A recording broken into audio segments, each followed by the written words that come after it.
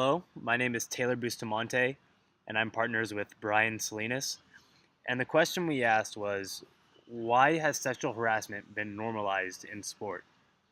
And what really got us thinking about this is the recent events with Hope Solo, who in the past week finally came out and told the story of being sexually abused by Sepp Blatter. He was the former FIFA president, um, and he actually groped her on stage at an award ceremony in 2013.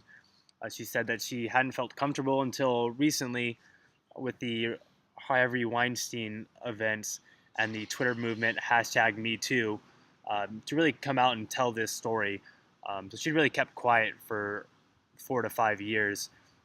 And then almost 2 days ago, Ali Reisman, who is the U.S. women's gymnastic captain in the 2012 and 2016 Olympics, winning gold medals in both, came out and told the story of the team doctor Larry Nasser, who had sexually abused her on multiple occasions throughout her time with the United States women's gymnastics team.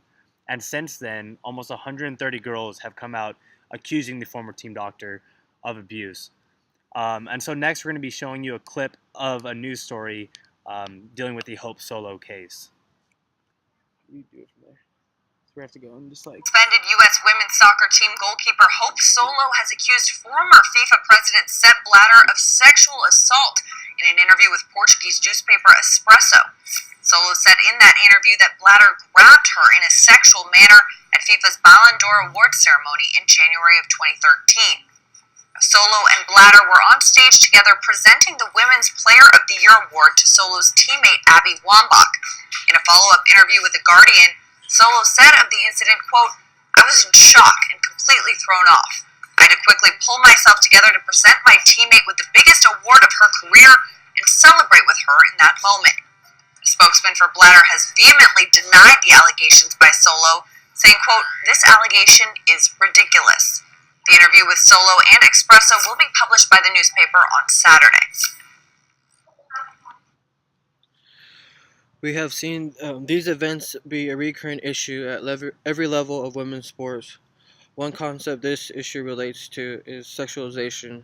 According to Coakley, that is defined as representing women athletes with images that highlight physical attractiveness to the inclusion of sport-related physical attributes, and giving special attention to women athletes who have redeemed their femininity by posing for such representations in videos or photo shoots. The representation of women in sports has been demoralizing for these athletes and has portrayed women for their sexual attributes, not sports-related skills.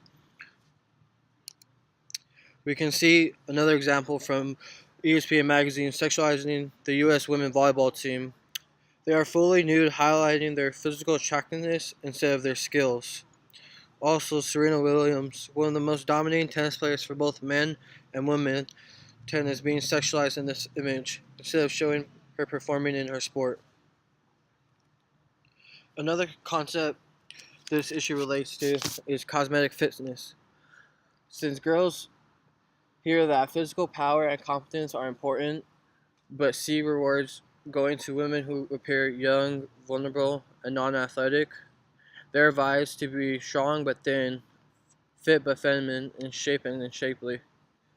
They see attractive athletes packaged and presented as fashion models rather than strong, skilled performers, and they often conclude that even when you're a good athlete, being hot is what really matters. Women want to thrive in the sport they are in, but since being dominating at their sport portray masculine traits, and our society and sport doesn't see this as normal, women must balance between confining to what society sees as feminine and being able to compete in their sport.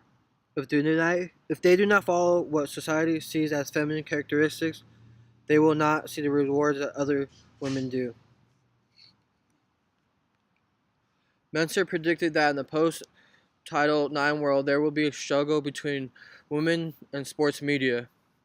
The media's portrayal of female athletes severely limit their ability to define themselves in ways that fundamentally alter men's ideology and institutional control of sport. In the article, The Freedom to Choose found that some female members of team sports wanted to be portrayed as having a normal lifestyle.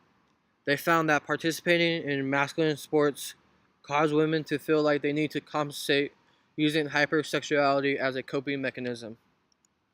So now that we've kind of gone over how the media portrays women, kind of creating this hypersexual environment, we're going on to kind of how men are at the top and they feel almost wrongly entitled.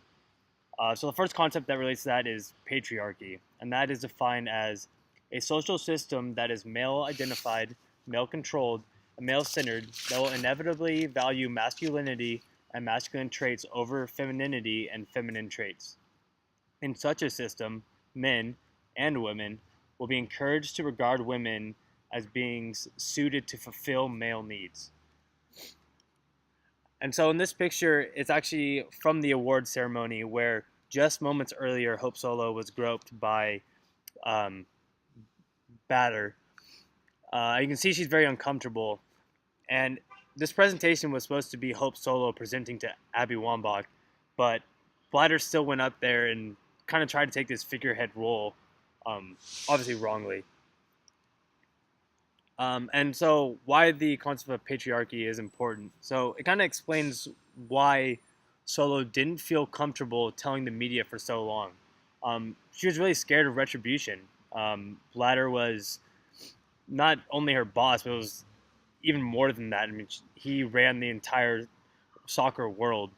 And this is the same with Harvey Weinstein and same with Ali Reisman to a certain degree. And this also kind of explains why Blatter believes that he can dismiss these allegations. He almost thinks that he's bigger than life, and he can't get in trouble. I mean, his response to these allegations is simply, there's no way, these are ridiculous. And he thinks that he can get away with things like that. And also explains why women don't have a good foothold at the upper end of sports and society. Sports are really geared towards masculine traits.